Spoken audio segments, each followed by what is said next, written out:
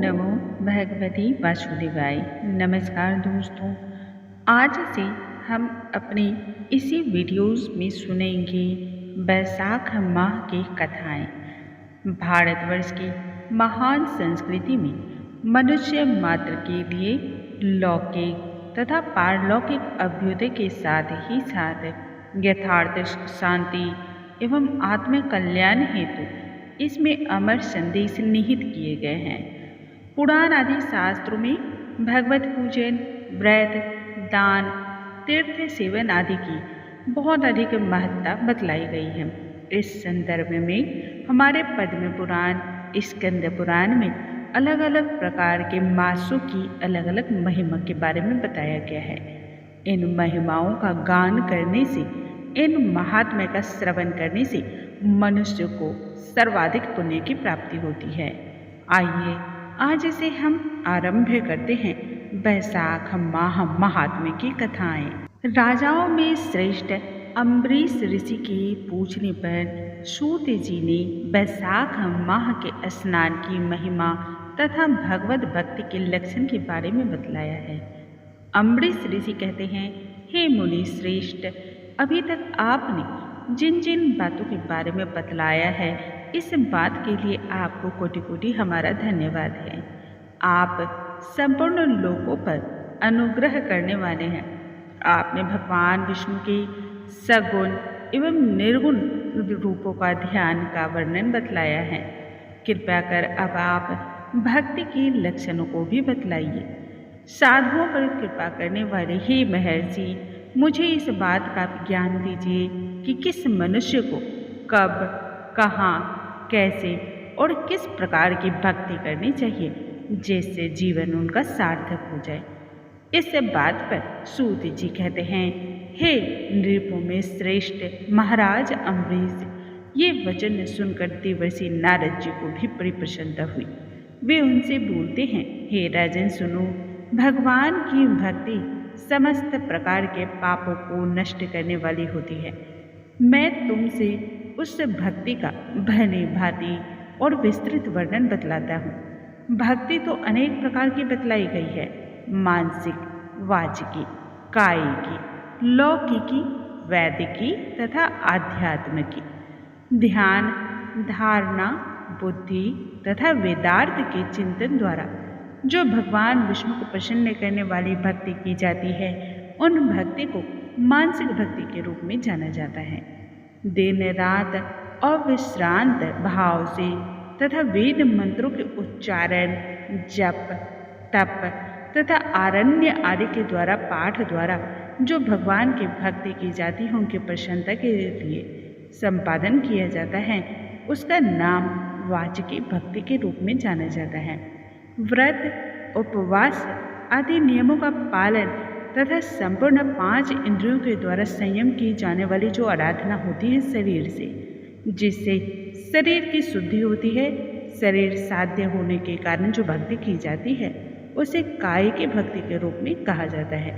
यह सभी प्रकार की सिद्धियों को संपादन करने वाली होती है। पाद, अर्ध आदि उपचार, नृत्य, वाद्य, गीत, जागरण, कीर्तन, आराधना, पूजन आदि के द्वारा जो भगवान की सेवा भाव की जाती है, उस भक्ति को लौकिक भक्ति के रूप में जाना जाता है।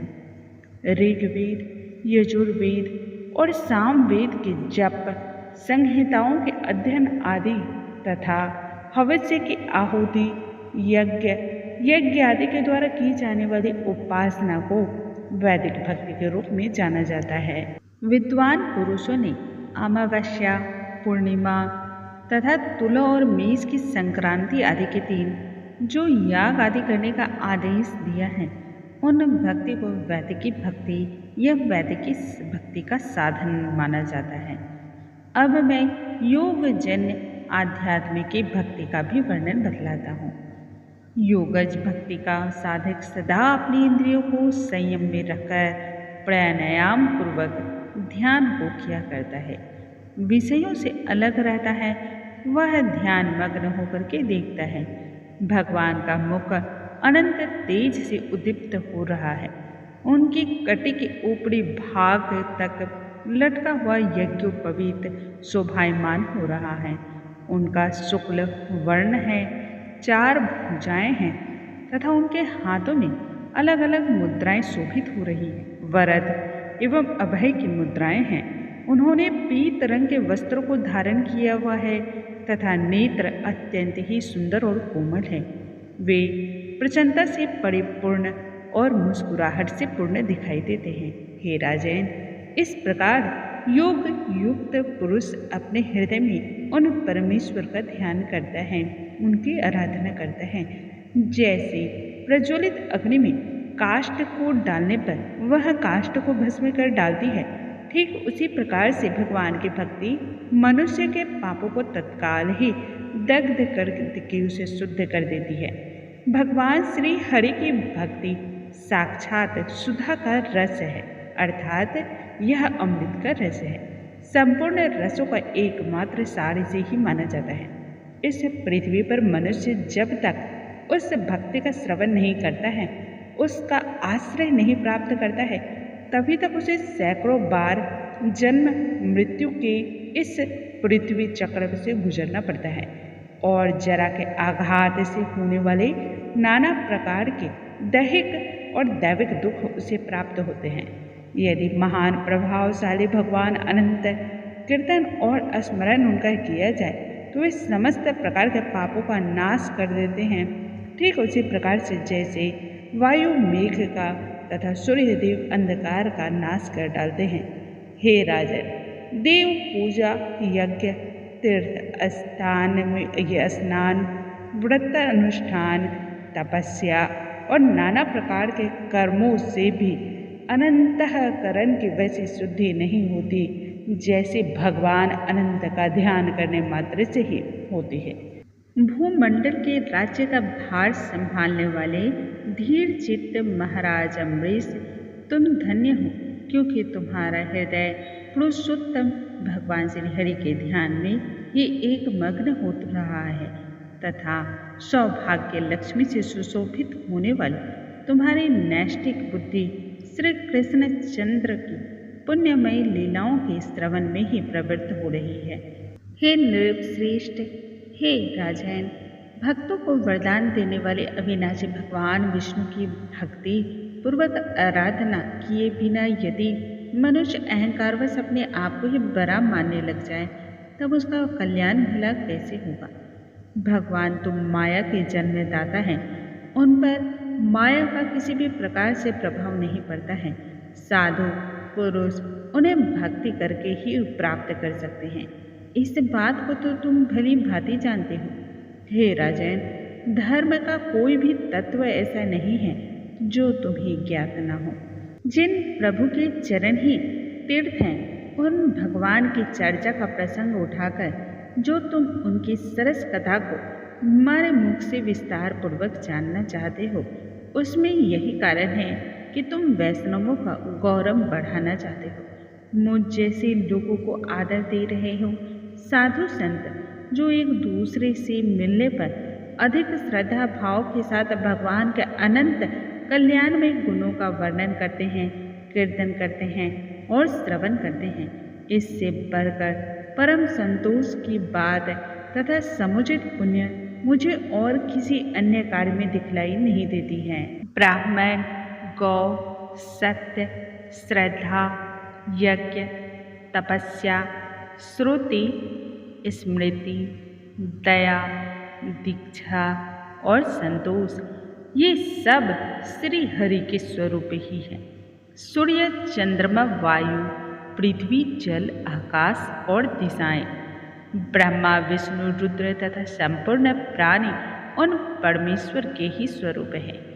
इस चराचर जगत को उत्पन्न करने की शक्ति और उन्हें पालने की शक्ति वे विश्व रूप भगवान स्वयं ही ब्राह्मण के शरीर में प्रवेश करके सदा उन्हें खिलाया जाने वाला अन्न भोजन करते हैं, उन्हें ग्रहण करते हैं। इसलिए उनके चरण रेणु तीर्थ के समान हैं।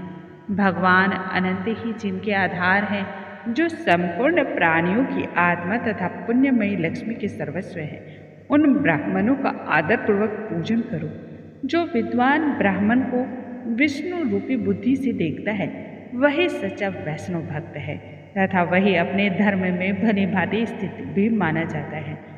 तुमने भक्ति के लक्षण को सुनने के लिए क्षमा प्रार्थना की थी, सो सब मैंने तुमसे कह सुनाया है।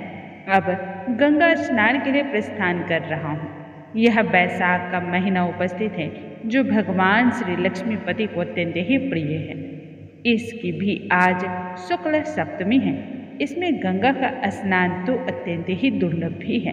पूर्व काल में राजा जहन्नु ने वैशाख शुक्ल सप्तमी को क्रोध में आकर के गंगा जी को पी लिया था और फिर अपने दाहिने कान के छिद्र से उन्हें बाहर निकाला था। अतः जहन्नु की कन्या होने के कारण ही गंगा को जाह्नवी भी कहते हैं। इसी तिथि को स्नान करके जो गंगा की मेखला भूत गंगा देवी का उत्तम विधान के साथ आराधना पूजन करता है, वह मनुष्य धन्य एवं पुण्यात्मा कहलाता है। जो बैसाख शुक्ल सप्तमी को विधि पूर्वक गंगा में देवताओं और पितरों का तर्पण करता है, उसे गंगा देवी कृपा दृष्टि के द्वारा देखती है तथा वह गंगा स्नान के पश्चात सभी प्रकार के पापों से मुक्त भी हो जाता है।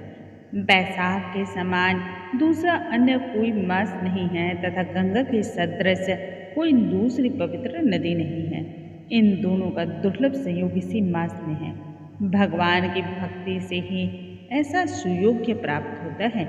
गंगा जी का प्रादुर्भाव भगवान श्री हरि के चरणों से ही हुआ है।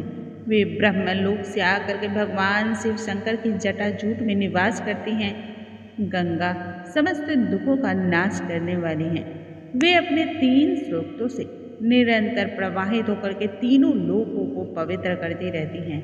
उन्हें स्वर्ग पर चढ़ने के लिए सीढ़ी के समान माना जाता है। वे सदा आनंद देने वाली, नाना प्रकार के सुखों को देने वाले, नाना प्रकार के पापों का हरण करने वाले, संकट से तारने वाले, भक्तजनों के अंतःकरण में दिव्य ज्योति फैलाने वाले तथा लीलाओं से सुशोभित हैं। सगर के पुत्रों को मोक्ष प्रदान करने वाली, धर्म मार्ग में लगाने वाली तथा 3 मार्गों से प्रवाहित होने वाली हैं। गंगा देवी तीनों लोकों का श्रृंगार करती हैं। वे अपने दर्शन, स्पर्श, स्नान, कीर्तन, ध्यान और सेवन से हजारों पवित्र तथा अपवित्र पुरुषों को पावन बनाती हैं।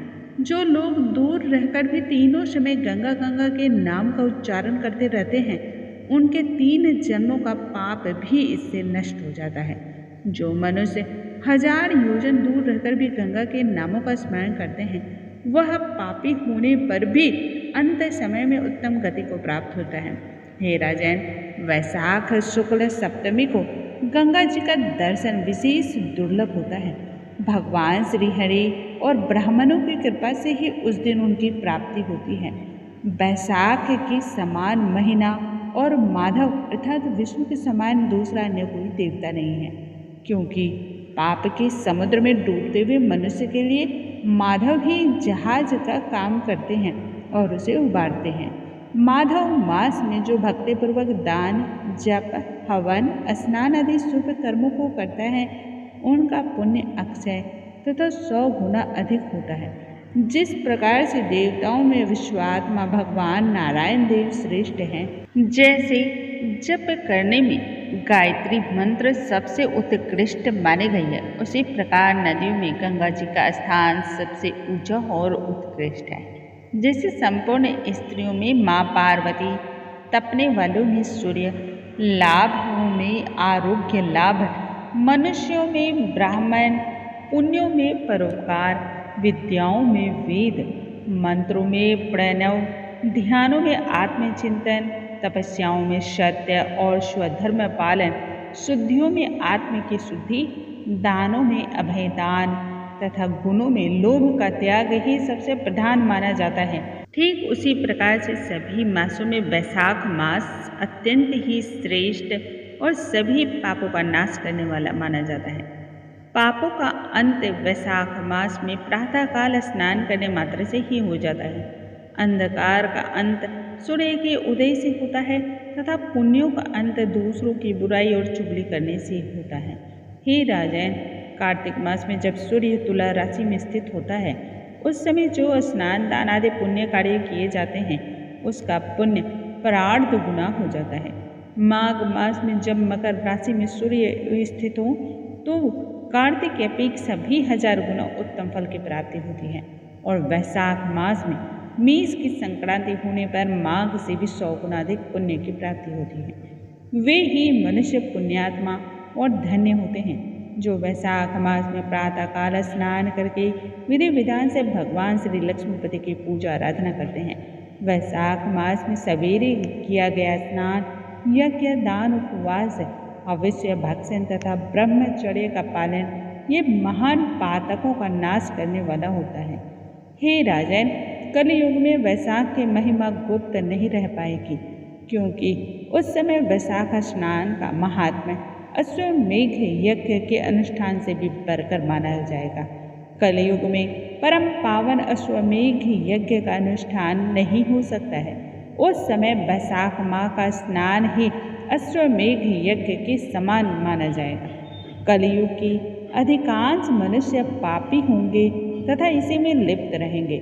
उनकी बुद्धि पाप में ही आसक्त होगी, अतः वे अश्वमेघ के पुण्य को जो स्वर्ग और मोक्ष रूप फल प्रदान करने वाला है, इसे नहीं जान सकेंगे। उस समय लोग अपने पापों के कारण ही नरक की प्राप्ति होगी। एतव कलयुग के लिए अश्वमेघ का प्रचार कम कर दिया जाएगा और उसके स्थान पर वैशाख मास के स्नान का विधान किया जाएगा। इस प्रकार से आज हमने सुना वैशाख माह के महात्म्य की कथाएं। दोस्तों, इस कथा में हमने वैशाख मास के स्नान के बारे में जाना, इससे मिलने वाले पुण्य फल के बारे में जाना। कल के वीडियो में हम आगे की कथाएं जानेंगे। आज हम यहीं पर वीडियो समाप्त करते हैं। कल नए अध्याय के साथ हम मिलेंगे और श्री हरि की उपासना करेंगे।